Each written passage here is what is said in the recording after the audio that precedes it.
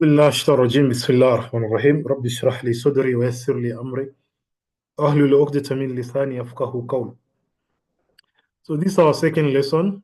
Last week we introduced the lesson about Sukuk and Islamic Sukuk and mutual funds in Islam, Islamic finance. So today we shall be talking about the legal framework for Sukuk. And these are the lesson's objectives. By the end of this lesson, you should be able to define Sukuk, explain the key legal principle governing Sukuk, identify regulatory authorities governing Sukuk, explain the importance of Sharia compliance in Sukuk, apply risk management in Sukuk, discuss the legal and regulatory reporting obligations for Sukuk issuers, identify common disputes in Sukuk transactions, compare and contrast Sukuk regulatory frameworks. Then lastly, we shall talk about the responsibility of legal advisors in structuring, issuing, and managing Sukuk. So let us start. So what comes to your mind when you hear the word legal framework for Sukuk? The legal framework for Sukuk, and Sukuk, of course, is another name for Islamic bonds, is designed to ensure compliance with Sharia, Islamic law, while also abiding by the law of the jurisdiction in which they are issued. So here they're basically telling us, for example, you can be in a country like Kenya, which is non-Islamic country. So if you are to issue Sukuk in Kenya, it should abide by Islamic Sharia, and at the same time, it should also abide by the law in Kenya. So understanding this framework is very crucial for stakeholders, including people who are issuing the Sukuk, investors, and regulatory authorities. Now, what are the key legal principles governing Sukuk issuance?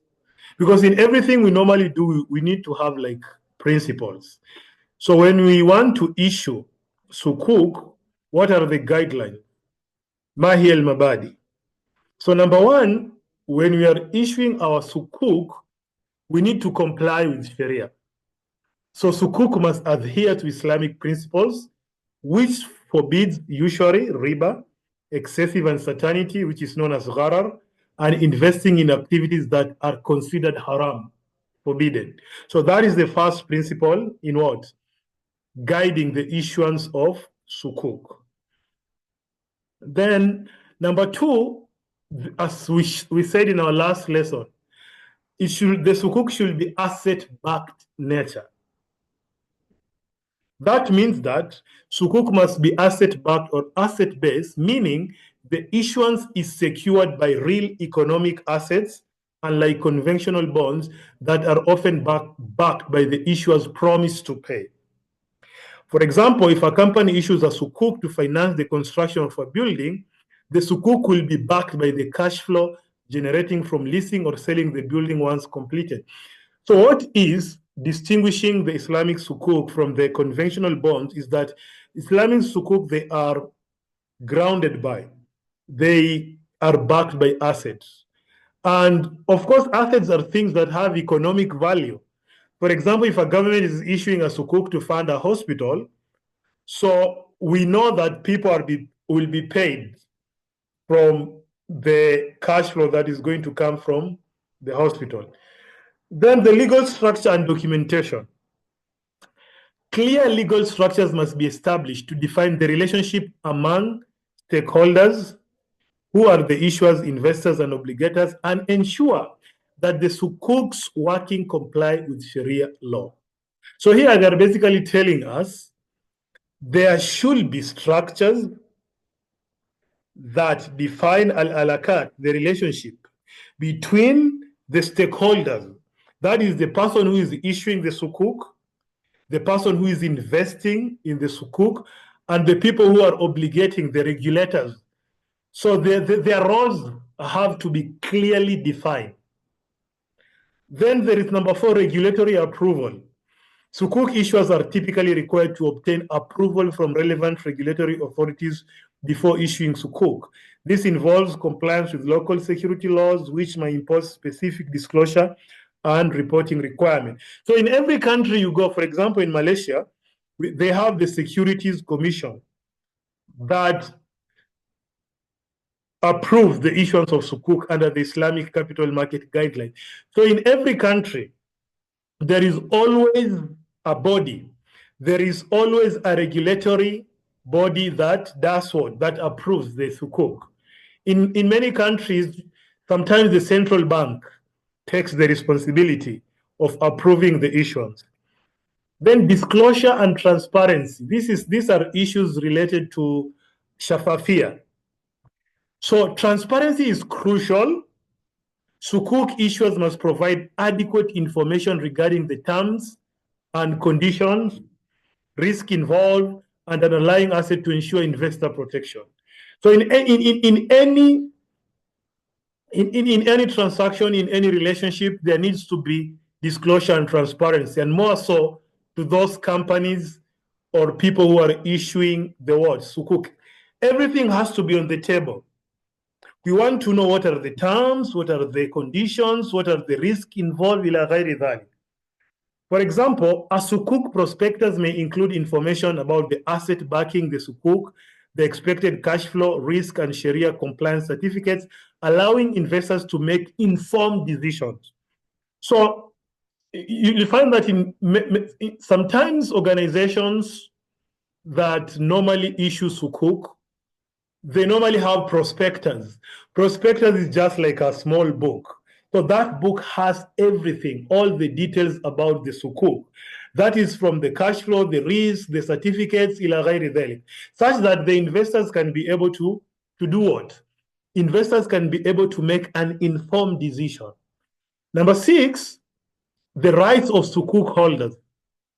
So the legal framework often establishes the right and obligation of Sukuk holders, including rights to cash flow, redemption, and any voting rights in the event of a default. For example, in a case of Sukuk default, where the asset is not generating cash flow, Sukuk holders may have a right to enforce a claim against the underlying asset or seek a restructuring of the obligation. So al-hukuk, or the rights of the Sukuk holders, should be clearly written and should be clearly determined. And here, they're giving us an example. If a company, let us say, for example, a government issues a Sukuk, investors come, they buy a Sukuk. So the government will go and invest in any project, and what is expected is that the government will pay the investors from the profits of the project it is going to invest in. But the question comes, what if the project fails? What if the government fails to pay the investors, the Sukuk owners?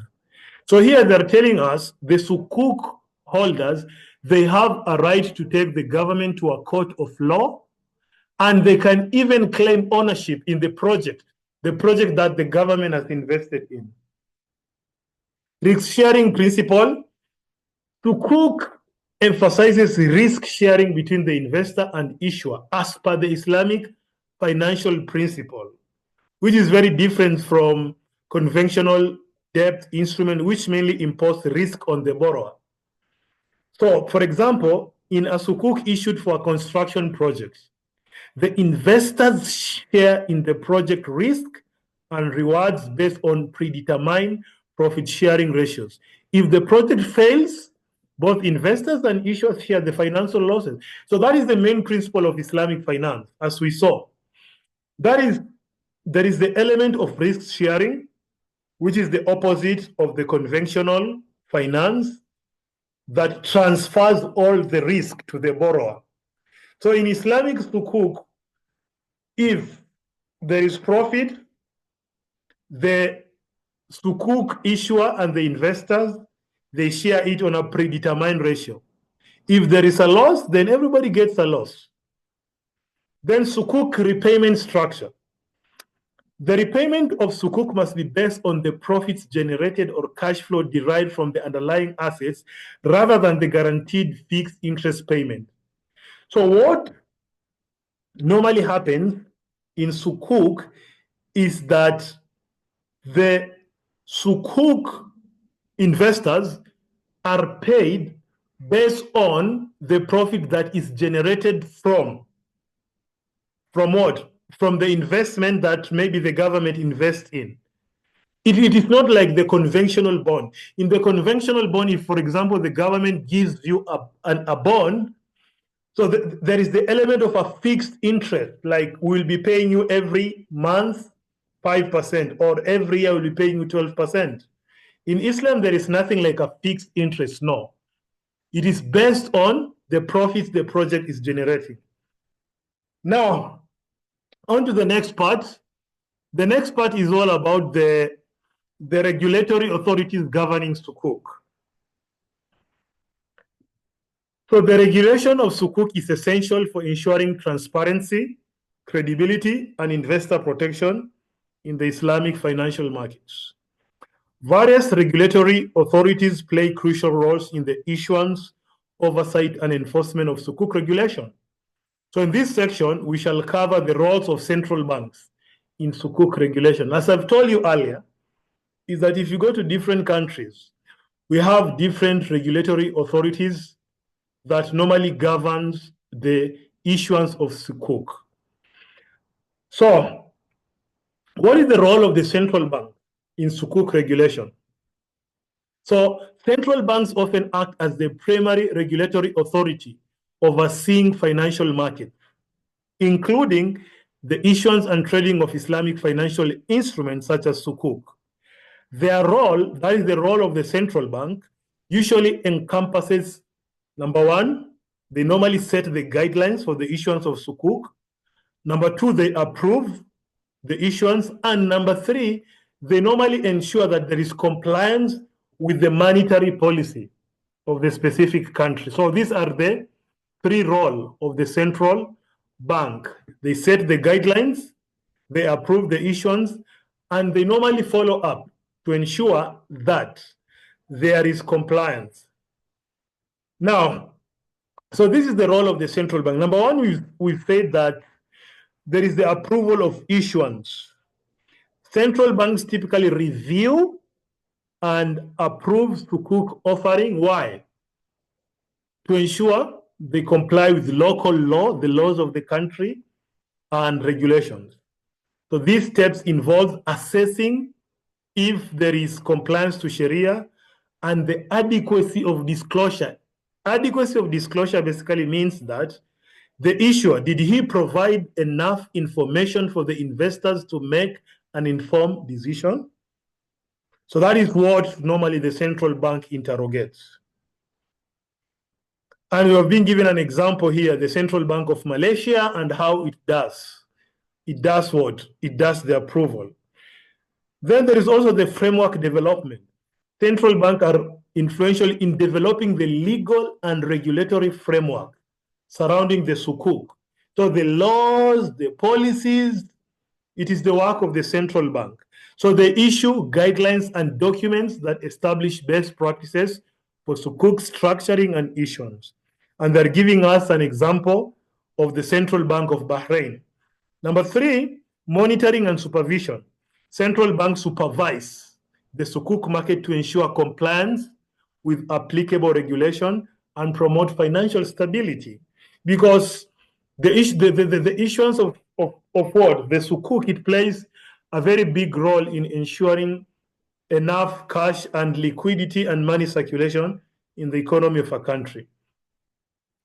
Now, what is the Sharia compliance in Sukuk? We said that one of the principles of Islamic finance is to always ensure that there is compliance with Sharia. So when you're talking about Sharia, it is fundamental to the legitimacy and acceptance of Sukuk within Islamic finance. It ensures that Sukuk structures and transactions adhere to Islamic principles, making the role of Sharia scholars and the evaluation process critical to their issuance. So the Sharia scholars, the Sharia boards, they play a very critical role when it comes to the issuance of the Sukuk. Now, let us look at the Sharia scholars and their role in Sukuk certification. That is, what is the role of the ulama? When you're talking of Sharia scholars, these are experts in Islamic jurisprudence and finance. They are they have competencies, they have knowledge related to Islamic finance. They are qualified to do what? To interpret Sharia laws implications in financial transactions.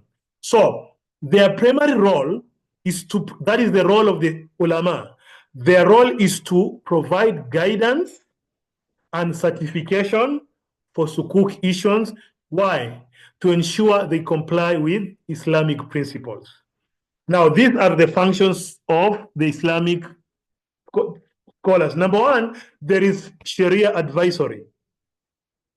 So scholars advise issuers on structuring Sukuk transactions in accordance with Sharia law. So they give them the advice on how to structure and on the types of Sukuk that they might give. Number two, certification process. Sharia scholars often form a Sharia board or committee that evaluates the Sukuk structure and related documentation. And after that, they issue a Sharia compliance certificate if the Sukuk meets Islamic requirements, which becomes essential for investor confidence. So if I want to invest in your Sukuk, I will first ask you, do you have a certificate from the ulama? If the answer is yes, I will invest. If no, I will not. Continuous oversight. Al-Ishraf al-Mustamirra. So some Sharia boards provide ongoing. So even after giving you the certificate, they have to ensure that you're complying too. You know? Evaluation and assurance of Sharia compliance.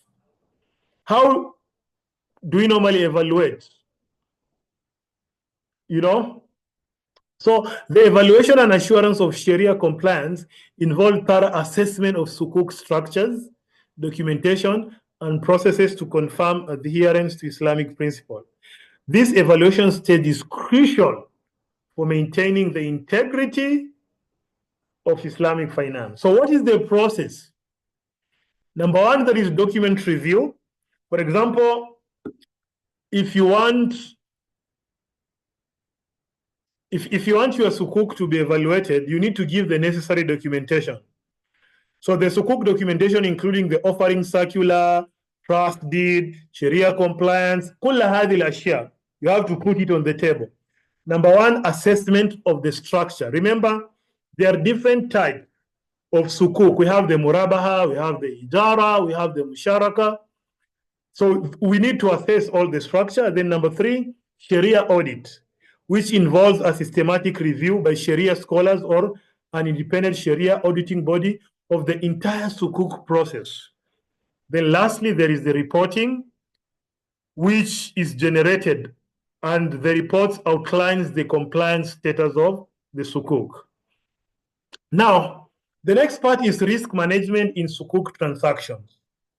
Effective risk management is essential in Sukuk transactions. Why? Somebody can ask why. Because we want to protect the investors, because the people are investing their money. So we need to come with strategies to ensure that they don't get a loss from the investment. So to protect investors and ensure the stability of the Islamic finance market. So various types of risk, including legal, credit, and market risk, require comprehensive strategy for assessment and mitigation. Okay. What are the different... So number one, you have the legal risk associated with Sukuk issuance in Sukuk transaction. So what are the types of legal risk? Now, we have three of them. Number one, regulatory compliance. Number two, Sharia compliance issues. Number three, contractual dispute. So there are many legal issues related to Kanun, issues related to dispute that can arise. So number one, regulatory compliance. Look at the example. If a Sukuk is issued without obtaining the necessary approval or in violation of securities regulation, the issuance may be deemed invalid, resulting in severe legal consequences for the issuer and investors. So before issuing a Sukuk, we have to ensure that there is approval from the central bank. If we give Sukuk without the approval, then that will be a legal risk.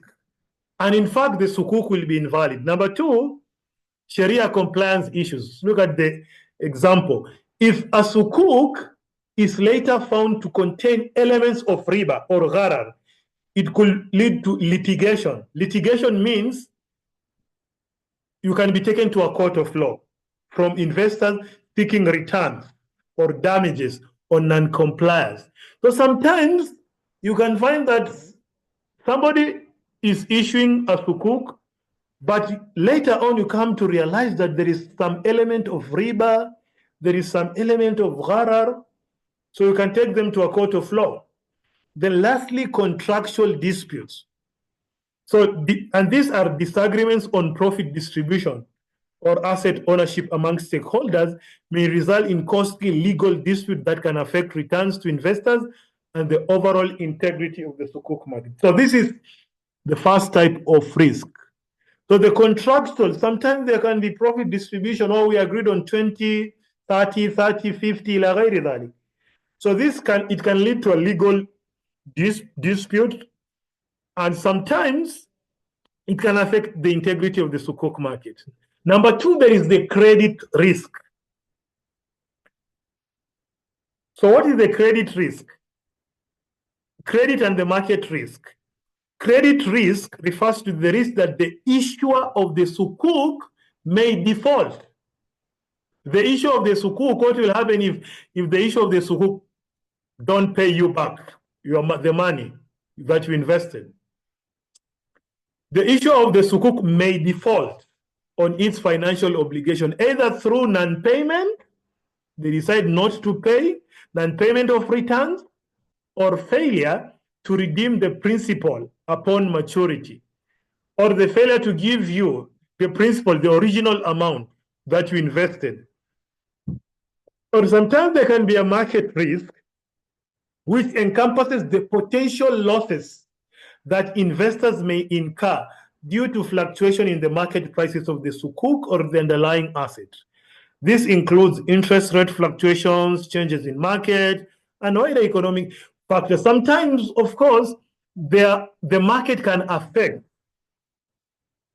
The market can affect. So if the market is doing okay, there is a potential that you are going to you will get some the issuer of the Sukuk will get profit from their investment, and if they get profit, you'll also get a share of the profit. But if the market is not doing okay, the market is not okay, so it will also affect the Sukuk. The Sukuk will not be that viable, and it will also affect you. Now, what are the mitigation strategy for investor risk? So we've seen these three types of risk. So how can we mitigate? Mitigate means how can we minimize, or how can we prevent this risk? So number one, the legal risk mitigation. How can we mitigate it? We have to ensure thorough documentation, that there is approval from all the necessary authorities. Number two, regulatory compliance audit. We have to ensure that there is regular audits, ensuring that all regulatory requirements and Sharia standards are met before issuing the Sukuk. Number two, credit risk mitigation. What if the issuer does not pay or fails to pay? So there should be due diligence, conducting thorough due diligence on the financial stability and creditworthiness of Sukuk issuers. You have to ensure that these Sukuk issuers, they are financially stable. Because if they're not financially stable, they'll not pay you your money. Diversification. Investors can manage credit risk by diversifying their portfolios across various Sukuk issuers or sectors or geographic regions. So don't only invest in one Sukuk. You can invest in Ijara Sukuk, you can invest in Musharaka Sukuk, Muraba Sukuk, or you can invest in Sukuk in education sector, hospital sector, communication sector, telecommunication sector, ila ghairi dhalik. Don't put all your eggs in one basket. Then market risk mitigation, active monitoring. Investors should continuously monitor the market, see what is happening. Look at the interest rates. Of course, that is in the countries that are non-Islamic. They normally have the interest rates. Look at the economic indicators. How is the country doing generally? Is there some economic growth? Is there some inflation in the country? Do people have the enough purchase power? What is the poverty level? Ila ghairi dhalik. Now, regulatory compliance and reporting requirements. Regulatory compliance and reporting are very important aspects of Sukuk issuance that ensures there is shafafiyah, transparency, protection of the investors, and maintenance of the integrity of the Islamic finance market. So understanding various disclosure obligations, the impact of regulatory changes, and the role of audits helps in navigating the complexities of Sukuk transaction. So now we shall discover in detail about the components. So number one, the overview of disclosure obligation for Sukuk issuers. Here they're basically telling us what is the obligation of the issuers when it comes to disclosing information. So what is the definition of disclosure obligation? Disclosure obligation refers to the legal requirements imposed on Sukuk issuers to do what? This is very important. To provide relevant and accurate information to investors and regulatory authorities. Full stop. So, providing relevant and accurate information to both the investors and both the government. You have to ensure that you give the accurate information and relevant information. So, key disclosure, how can you do that as an issuer? Number one, prospectus preparation. Prepare a handout, a book that gives the details of A to Z of your Sukuk. Number two, provide your financial statement.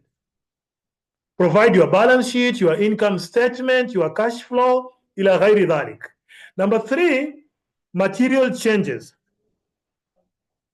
You have always to ensure that if there is anything that might lead to changes in the underlying asset valuation or defaults on lease payment, if there is anything that might lead to changes in the underlying asset valuation, then you need to provide it. Then lastly, compliance with Sharia principles. You have to show, to give information to show that you are complying to what? You are complying to Sharia. And in this case, you can provide what? A Sharia compliance certificate, or you can also show that there is a Sharia board in your company, ila ghairi dhalik. Now, what is the impact of regulatory changes on Sukuk market practices? So sometimes you find that regulations governing Sukuk can evolve in response to market conditions, economic factors, and shifts in regulatory philosophy. Thus, such changes can have significant effect on Sukuk market practices, influencing issuance, trading, and compliance. So here, basically, they're telling us sometimes we are operating in a market, and while we are operating, for example, if you are operating in Somali, you know, sometimes the central bank in Somali can effect some regulatory changes. And these regulatory changes can impact our Sukuk. How? Number one, increase compliance costs. So stricter regulation may lead to higher compliance costs for issuers.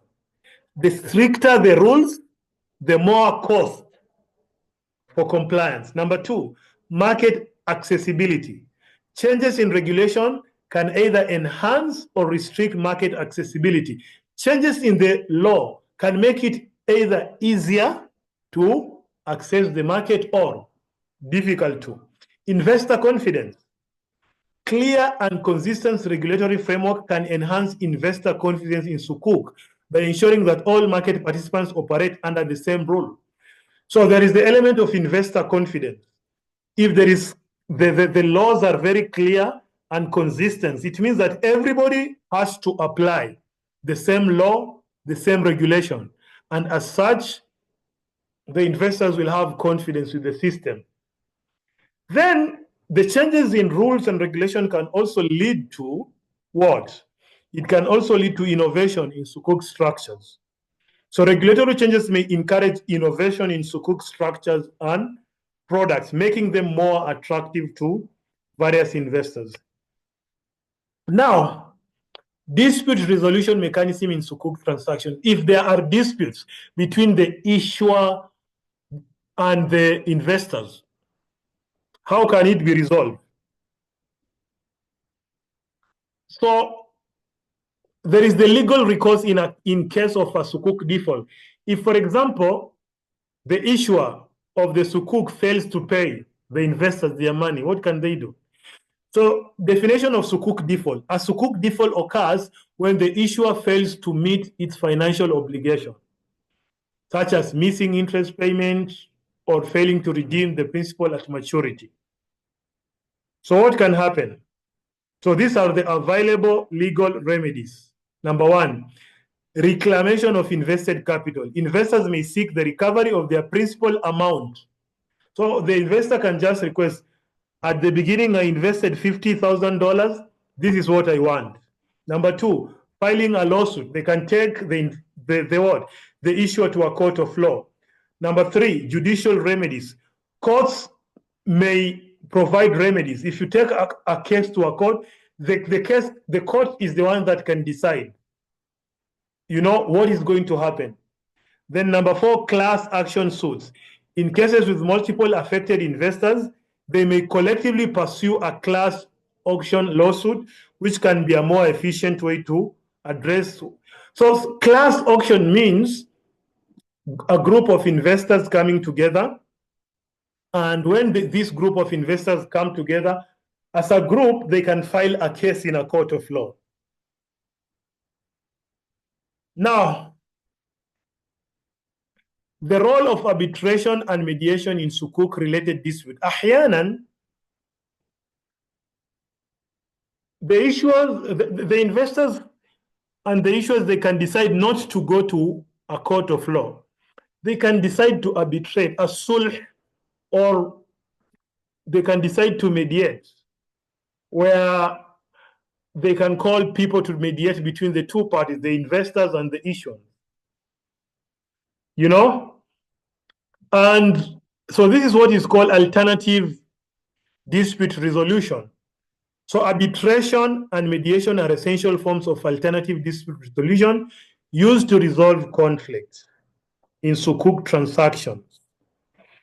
Now, what is arbitration? Arbitration is a binding dispute resolution process in which a neutral third party, the arbitrator, makes a decision that is legally enforceable. So when we have a conflict between the two, the investor and the issuer, a third party can come in between. And what are the advantages of this? The third party is an expert in Islamic finance. You can benefit from his knowledge. Confidentiality, everything that is discussed remains confidential. And there is efficiency. If an arbitrator comes in between, then what happens is that the conflict is resolved quickly.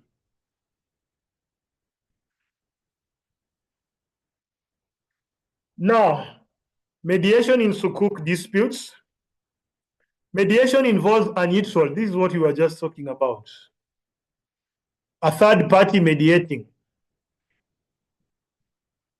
And it involves a neutral third party mediator who facilitates discussions between disputing parties to help them reach a mutually acceptable resolution.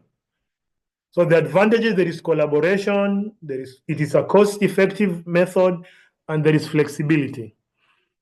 So we don't have time, we only have 2 minutes remaining. Now, the next part, you'll just review it on your own, is the comparative analysis of Sukuk regulations. So you're just comparing Sukuk in different countries. For example, in Malaysia, so these are just like case studies. What happens in Malaysia? What happens in Saudi Arabia? How do they manage their Sukuk? And in the UK, how do they manage their Sukuk? So these are just some case studies that will help you to do what? Will help you to understand the legal dimensions. Then lastly, the role of legal advisors. What role does the advisors play in Sukuk transactions? So number one, they are responsible for ensuring that the Sukuk transactions complies with all relevant legal laws. So their role is regulatory compliance. Number two, Sharia compliance. The advisors or the legal counsel, they ensure that you are complying to Sharia. Number three, drafting and reviewing documentation. They help you to draft and review the documentation of the Sukuk. Risk assessment and mitigation, they help you to assess the risk and mitigation. Negotiation and coordination, they can help you when you're negotiating and coordinate the whole process of issuance. And what is the legal importance of the importance of legal opinion in Sukuk offering? So you'll just review this on your own during your free time.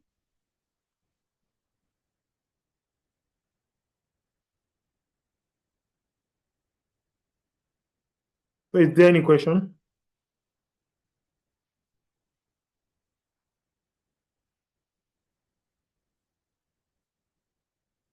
Is there any question as I take the attendance?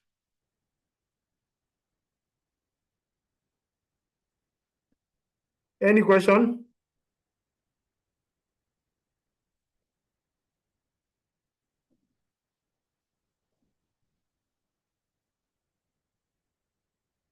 So, if there is no question, inshallah, we'll meet in our next lesson tomorrow, inshallah. As-salam. Inshallah. Assalamu alaikum. Okay, thank you. All right, good.